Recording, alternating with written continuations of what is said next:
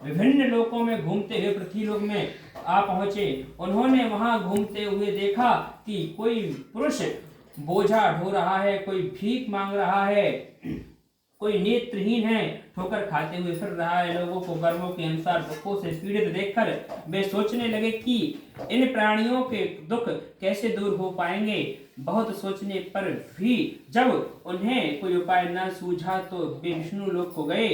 नारद जी को देखकर विष्णु भगवान ने मुस्कुराते हुए उनके आने का कारण पूछा। नारद जी ने श्वेत वर्ण, शंख, चक्र, गदा तथा वरमाला पहने हुए थे, भगवान की स्तुति करने लगे और भगवान से बोले, मन शक्ति वाणी था आपको नहीं पा सकती, आपका आदि मत नहीं, सृष्टि के आदिभूत भक्तों के दुखों को नष्ट करने वाले हो, आपको मेरा नमस्कार है। देव ऋषि नारद जी की बात को सुनकर श्री विष्णु भगवान मुस्कुराते हुए बोले, हे मुनि श्रेष्ठ, आपने निसंकोच होकर अपने मन का कारण बताइए। नारद जी ने कहा, हे प्रभु, पृथ्वी लोक में मानव अपने अपने कर्मों के द्वारा, मानव अनेक अनेक कर्मों के द्वारा दुखी हो रहे हैं। हे तीनों लोकों के स्वामी, मुझ पर कृपा रखते हो तो उनका दुख दूर करने का उपाय बताइए। इस पर श्री विष्णु भगवान बोले, हे नारद, जब मैं ऐसा व्रत बता रहा हूँ जिससे विश्व में सभी स्त्री पुरुषों को पापों से मुक्ति मिलेगी, उनकी निर्धनता दूर होगी और वे सुख संपत्ति से आनंद पूर्वक जीवन यापन करेंगे।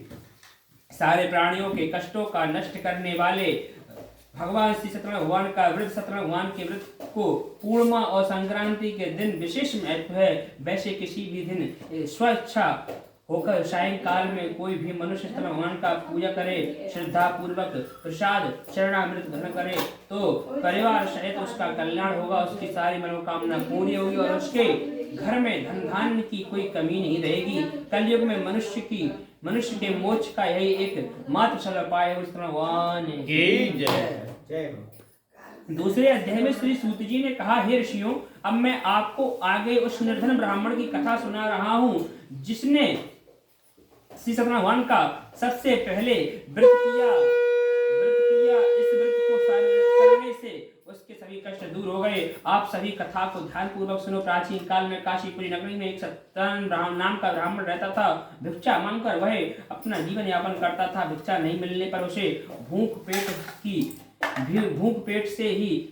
पेट ही सोना पड़ता था। उसकी ऐसी दशा देखकर सत्यनारायण भगवान एक दिन उस ब्राह्मण के समीप एक वृद्ध ब्राह्मण बन करके पहुंचे। उन्होंने उस ब्राह्मण से पूछा, हे विप्र, तुम इस प्रकार कष्ट क्यों भोगते हो, ऐसा जीवन क्यों यापन करते हो? गरीब ब्राह्मण बोला, मैं निर्धन ब्राह्मण हूँ, भिक्षा के लिए पृथ्वी पर घूमता रहता हूँ, अपना जीवन यापन करता हूँ।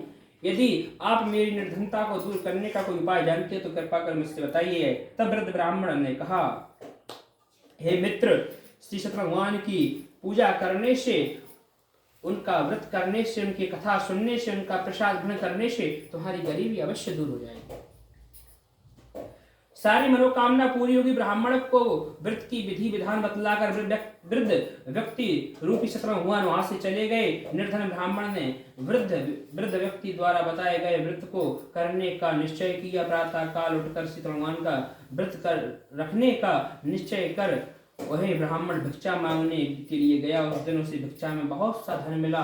घर लौटकर उसने अपने आसपास के लोगों के साथ सत्यनारायण भगवान का पूजा की और उन्होंने व्रत कथा सुनाई। फिर सभी को प्रसाद देकर स्वयं भी ग्रहण किया। कुछ ही दिनों में उस ब्राह्मण की गरीबी दूर हो गई। उसके घर में धन धान आदि की वर्षा होने लगी। अब वही ब्राह्मण हर मास सत्यनारायण भगवान का व्रत करने लगा। हे श्रेष्ठ मुनियों, श्री सत्यनारायण भगवान का व्रत पूजा करने से उस निर्धन ब्राह्मण के सभी कष्ट दूर हो गए। उस ब्राह्मण से सत्यनारायण भगवान का कथा सुनकर अन्य व्यक्ति भी उनका व्रत करते हुए पूजा करने लगे। अब मैं आपको उन व्यक्तियों की कथा कहता हूँ, सुनाता हूँ जिनके कष्ट यह व्रत कथा सुनते हुए दूर हुए हैं, धन संपदा से संपन्न हुए हैं। उस ब्राह्मण ने जब अगले माह से सत्यनारायण भगवान कथा कराई तो उसने बहुत बंधु बांधव और मित्र सम्मिलित हुए। उसी समय एक वृद्ध लकड़हारा वहां से गुजर रहा था। अपने सिर पर लकड़ियों को रख करके वहां से गुजर रहा था। कथा सुनते ही उसने लकड़ियों को बाहर रख करके ब्राह्मण के मकान में गया। मकान में जाकर के उसने लकड़हारे ने कथा सुनी। कथा सुनने के बाद में प्रसाद ग्रहण किया और अपने मन में जो उसके प्रश्न था, प्रश्न पूछ लिया कि इस कथा से करने से क्या फल मिलता है, इसके करने से क्या प्राप्ति होती है। तब उसने कहा कि यह सतलवान का व्रत है, इससे निर्धनता दूर होती है, घर में जो भी कलेश होता है सब दूर हो जाते हैं। जब लकड़हारे ने इस प्रकार का सुना तो उसने अपने मन में संकल्प किया कि आज ग्राम में लकड़ी बेचने से जो धन मिलेगा उसी से सतलवान का उत्तम व्रत करेंगे। उसे रात में नींद नहीं आई, सवेरे जल्दी उठ नगर में गया। नगर में कैसे नगर में गया जिस नगर में धनवान लोग रहते थे, ऐसे सुंदर नगर में गया। उस रोज उसे उन लकड़ियों का दाम पहले से दूना चौगुना मिला। तब दाम ले अति प्रसन्न हो पक्के केले की फली, शक्कर, घी, दूध, दही, गेहूं, चून इत्यादि भगवान के व्रत की कुल सामग्रियों को लेकर के अपने घर गया। घर में जाकर के बंद बानुओं को बुला करके सत्य भगवान का व्रत कराया। हम जैसे ब्राह्मण भी बुलाए, उसने व्रत कराया। व्रत कराने के बाद में भगवान की कृपा ऐसी हुई, इस लोक का सुख भोगने पर अंत में स्वर्ग लोक हो गया। और सत्य भगवान की जय। बजा दो सच्चिदानंद भगवान की जय।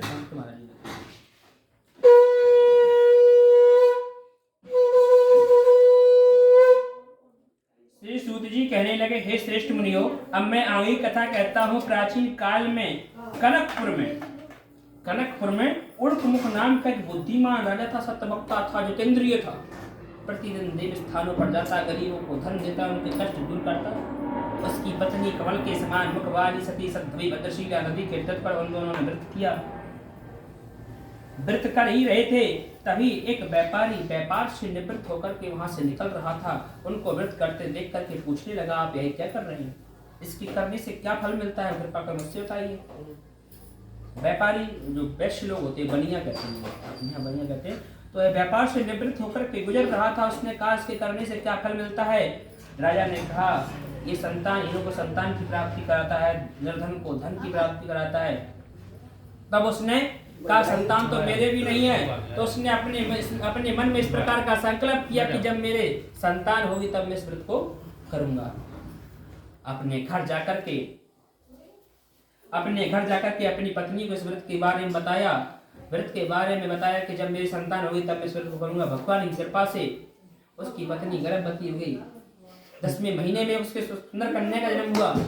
दिनों दिन इस तरह बढ़ने लगी कन्या, जिस तरह से उसका जन्म होता है। कन्या का नाम कलावती रखा गया। तब लीलावती ने मीठे शब्दों में अपने पति से कहा कि जो आपने संकल्प किया था वो उसे करिए, प्रिय उसे करिए। उसका पति बोला कि हे प्रिय, इसके विवाह करूंगा। अपनी पत्नी को अच्छा संदेह है, नगर को चला गया।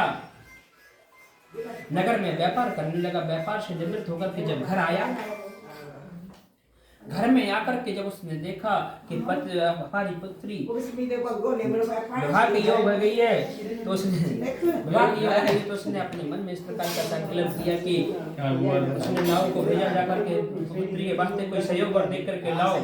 और दूत वैश्य की आज्ञा पाकर के कंचन नगर पहुंचा। वहां बड़ी खोजबान देख करके लड़की के लिए सहयोग बालक पुत्र को ले आया और उसके साथ विवाह कर दिया। किंतु दुर्भाग्यवश विवाह के समय भी इस व्रत को करना भूल गए। उसको श्राप दिया कि तेरा दर्द प्राप्त हुआ। एक समय भाई व्यापार के लिए गया, अपने दामाद के साथ व्यापार के लिए गया चंद्रकेतु राजा के यहाँ। भगवान की माया से प्रेरित हुई राजा का धन चुरा कर भागा जाता, किंतु राजा के दूतों को आकर देखकर घबरा कर भागते हुए चुपचाप राजा के ठहरे हुए थे। जब राजा के दूतों ने धन को वहां रखा देखा तो दोनों को बांध कर ले गए। प्रसन्नता से दौड़ते हुए राजा के समीप जाकर के बोले, ए दो चोर हम पकड़ कर लाए हैं, देकर के आज्ञा दे। राजा की आज्ञा से उन्हें कठोर कारावास में डाल दिया। उनका जितना धन था सब छीन लिया। घर पर पत्नी दुखी एक ब्राह्मण के घर में गई। जाकर के उसने इस तरह की कथा सुनी। कथा सुनने के बाद में उसने अपने मन में इस प्रकार का संकल्प किया कि मेरे पति और दामाद जब घर आएंगे तब मैं आपका व्रत करूंगी। भगवान उसकी कथा से प्रसन्न हो गए। उसके जो मन के भाव थे उससे प्रसन्न हो गए और कहा, तुम्हारा वचन सत्य हो। राजा चंद्रकेतु को स्वप्न दर्शन देकर कहा कि और वैश्यों को प्रातः ही छोड़ दो, नहीं तो मैं तेरा राजपुत्र आदि सब कुछ नष्ट कर दूंगा। ऐसा वचन कहकर भगवान अंतर ध्यान हो। जब भगवान अंतर्धान हुए नहीं मैं कुछ ना बैठो। और राजा चंद्रकेतु ने सुबह होते ही अपना स्वप्न सुनाया। स्वप्न से फिर दोनों बाणे पुत्रों को बुलाया, कैद से मुक्त कर सभा में बुलाते आते ही राजा को नमस्कार किया। राजा मीठे वचनों में बोला, हे महानुभावो, ऐसा कठिन दुख तुम्हें प्राप्त हुआ, तुम्हें कोई भय नहीं है। उन्हें नए नए वस्त्र आभूषण पहनाकर उन्हें आदर से विदा किया। सत्यनारायण भगवान की जय, सत्यनारायण भगवान की जय। चौथा अध्याय सूत जी कहने लगे, वैश्य ने मंगलाचार करके यात्रा आरंभ की, अपने नगर को चल दिए। नगर के निकट पहुंचने से पहले समुद्र के किनारे पहुंचे। वहां अपनी नाव को किनारे पर ठहरा करके वहां दंडी और हंसते हुए बोले कि तेरी नाव में क्या है? अम्मा ने घोड़े हंसता हुआ बोला, क्यों कुछ देख धन लेने की इच्छा है? मेरी नाव में तो बेलपत्ते आदि भरे हुए। भगवान ने कहा, तेरा वचन सत्य। ऐसा कहकर के भगवान वहां से चले गए। और जब उसने नित्य क्रिया करने के बाद में नाव को ऊंची उठा देख करके अचंभा किया कि मेरी नाव में तो बेलपत्ते मूर्छित तो जमीन पर गिरता। तब उसका दामाद बोला, शोक ना करें, ये दंडी भगवान का श्राप है, उनकी शरण में चलना चाहिए। श्रद्धापूर्वक उनकी शरण में पहुंचे और बोले, आपकी माया से मोहित ब्रह्मा आदि आपके रूप को नहीं जान सकते, तब मैं अज्ञानी कैसे जान सकता हूँ? आप प्रसन्न होइए, सामर्थ्य के अनुसार मैं आपकी पूजा करूंगा। भगवान प्रसन्न हो गए और उसकी नाव में को फिर से ढंग से परिपूर्ण कर। उनको नमस्कार करने के बाद में दोनों अपने नगर के निकट चल दिए। जैसे ही नगर के निकट पहुंचे, दूत को घर भेजा कि जाओ मेरी पुत्री को और मेरी पत्नी को बताओ कि मैं नगर के निकट आ गया। पुत्री और उसकी पत्नी भगवान सत्यनारायण का व्रत कर रही थी। व्रत करते ही प्रसाद को पाने वाली थी, इतने में दूत आ गया। दूत ने कहा कि ससुर जमाई नगर के निकट आ गए हैं। भगवान के प्रसाद को त्याग करके अपने पति के दर्शन को गई। भगवान की माया से उसके पति को नाव सहित पानी में डुबो दिया। अपने पति को ना देख करके रोती हुई जमीन पर गिर पड़ी। आकाशवाणी में, एक कन्या तुम मेरे प्रसाद को छोड़कर आई, इसलिए तेरा पति अदृश्य हुआ है। घर जाकर के प्रसाद खाकर के लौटे तो तेरे पति अवश्य घर गई, प्रसाद खाया। प्रसाद खाने के बाद में पति के दर्शन किए। तत्पश्चात सह परिवार पूजन किया, व्रत किया। उस व्रत के प्रभाव से कल्याणकारी व्रत करने के कारण उनका इस लोक का सुख भोग करके मरने पर स्वर्गलोक को सत्यनारायण भगवान की जय। पांचवा अध्याय की जय।